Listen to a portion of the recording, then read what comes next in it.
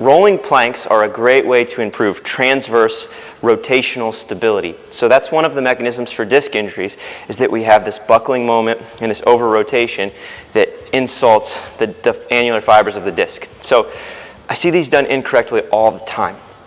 Again, what we're trying to do is lock the trunk into position and then move from the shoulder complex, pulling with the lat. What we don't want to do with this, we're going to start in a front plank position. What we don't want to do is just twist the body to open up.